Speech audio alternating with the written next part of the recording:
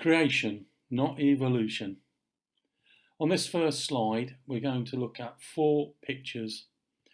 Top left-hand corner, we have a picture of a south-facing slope, a grassy bank. And then we have a picture of a wild flower. It's actually wild thyme. Then there's a picture of red ants. And then we have the butterfly, the large blue. And in this presentation, we're going to look at the life cycle of the large blue, which is remarkable.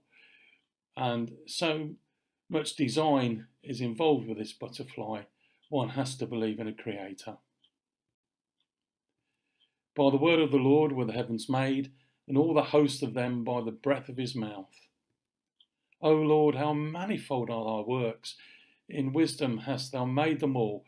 The earth is full of thy riches.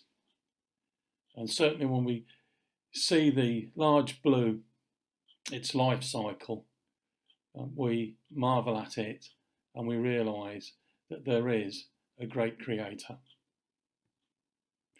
So we start off with that grassy bank and with that plant, and wild thyme grows over Britain and flowers in May to September. It likes short grassland, it grows on heaths, limestone, sea cliffs and sand dunes and around rock outcrops. It's a lovely colour and it's a beautiful flower, lovely arrangement of the petals. And the Latin here is Myrmica sabuleti, which is the name of those red ants. And those red ants like the short grass, and they figure largely in the life cycle of the large blue. They live in colonies up to 1,000 strong, and they are to be found over the British Isles, but chiefly in the southern parts of England where it's warmer. Where the grass is longer, we have a different red ant, Myrmica scabrinodis. These two can play a part in the life cycle of a large blue, but they are not so successful, the large blue, when this ant is involved. It's the Myrmica sabuleti that's so crucial in the success of the large blue. So the naked eye, the two ants look virtually the same. You have to be a real expert to pick out one from the other. But one likes short grass and the other likes long grass. Now the large blue became extinct in 1979, but it was reintroduced in 1982, 1983, and there's a whole story about that worthy of another talk. Suffice to say, they are still rare in this country. There was a count made about 10 years ago of there being 11 sites, and in that particular summer there was about 10,000 on the wing. But if you see a large blue butterfly, you are doing very well. They are still rare.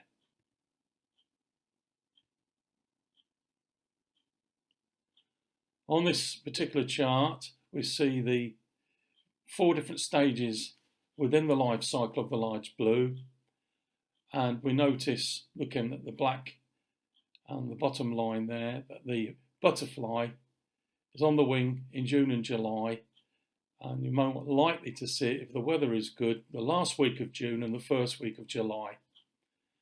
The other thing there to notice is that the caterpillar stage predominates. You see the green strip there. Most of the life cycle was taken up for this butterfly as a caterpillar.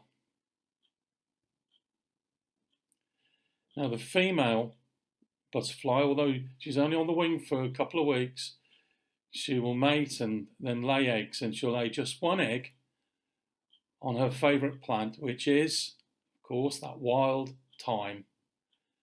And she'll lay one single egg on one flower head. 10 days, according to the weather conditions, for that egg to hatch, and a small caterpillar will emerge.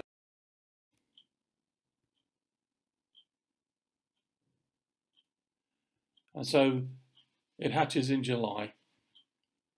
and it feeds on wild thyme, and particularly on the flower. And for the first few weeks of its life, the caterpillar will just feed upon that one flower head from which the egg was originally laid.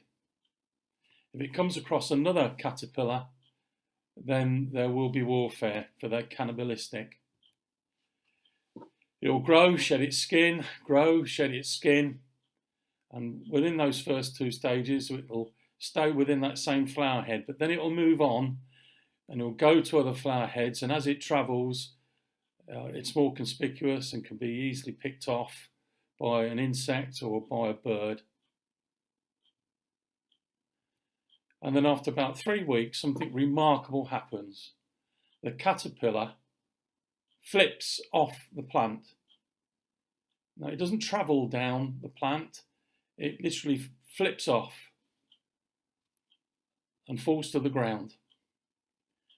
And now this is where the ant is so crucial, because one of these red ants, either Mica sabelleti or a Mica scabrinodis, will find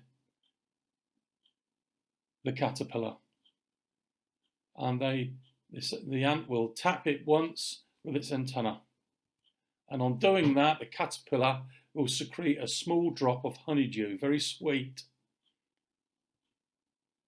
and this ant rejoices in this and then goes off and brings other ants with it back to the caterpillar, and they enjoy a feast.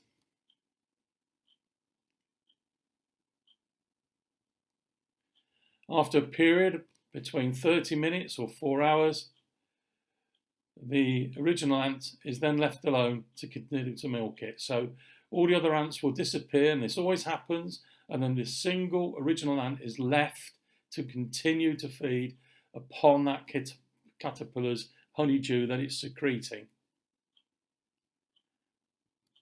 Then suddenly, and this is quite dramatic, suddenly the caterpillar changes shape, it distorts its body, and now it looks like an ant grub. And the ant reacts to this and starts to look after it.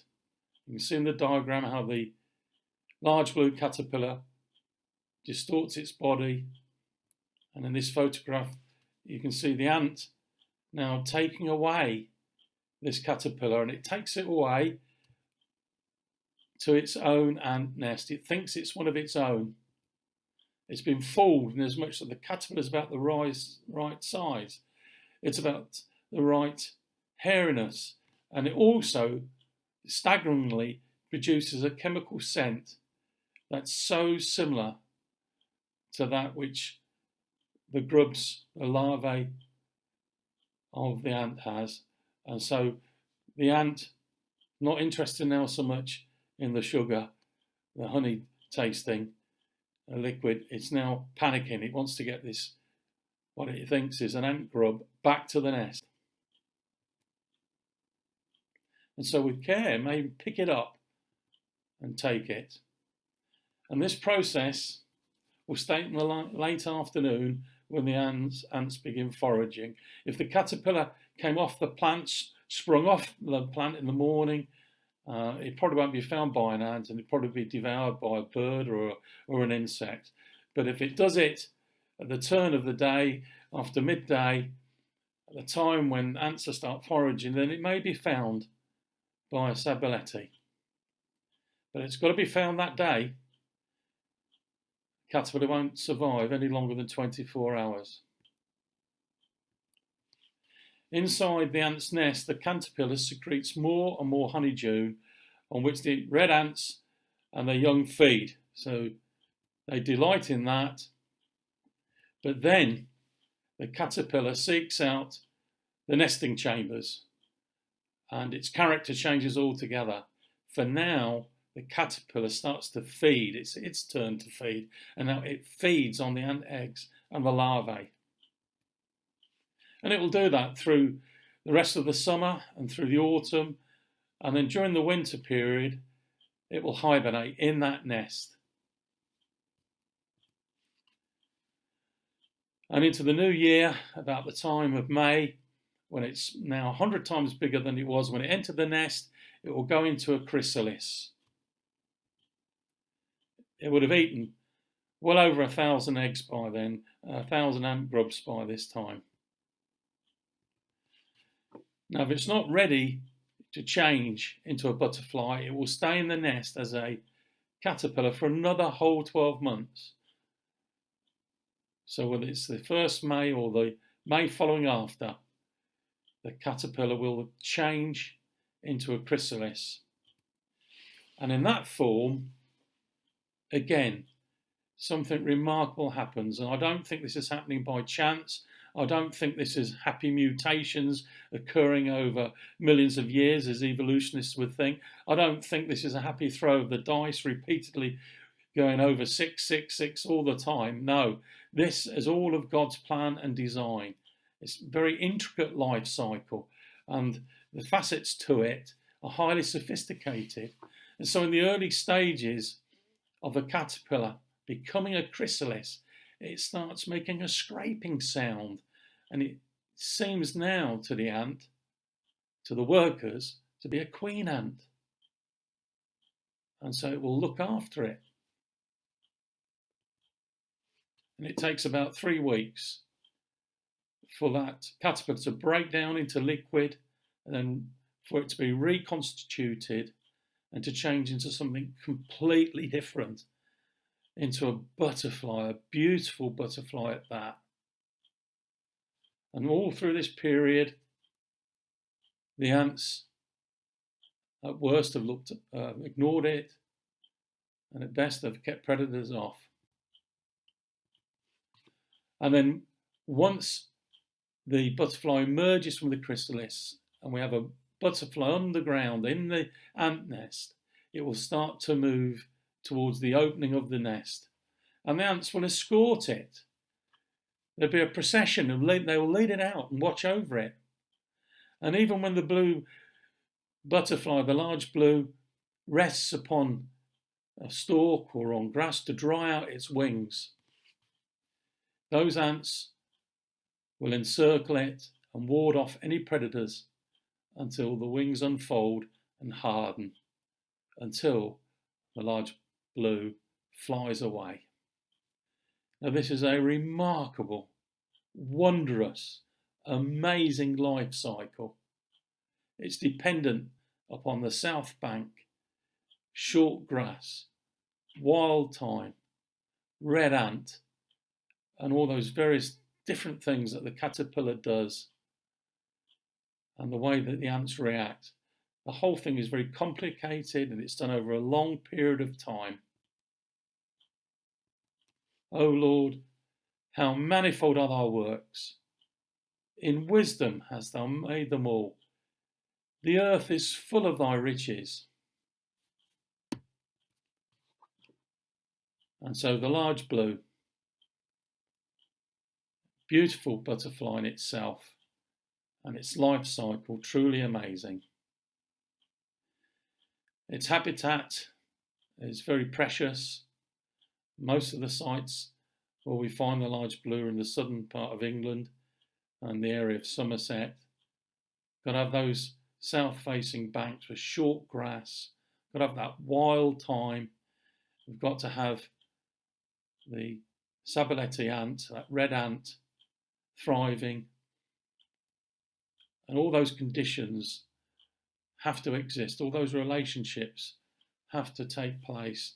All those wonderful things have to occur before eventually, after 9 months or even over 20 months, eventually that which is an egg becomes a wonderful, beautiful large butterfly, only on the wing for such a short period, a couple of weeks, and then the cycle starts all over again.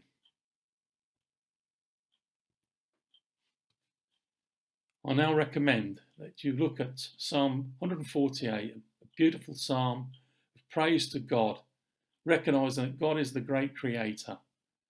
And within that psalm, the psalmist talks about various different life forms, and the psalmist will talk of insects, and within those will be the large blue.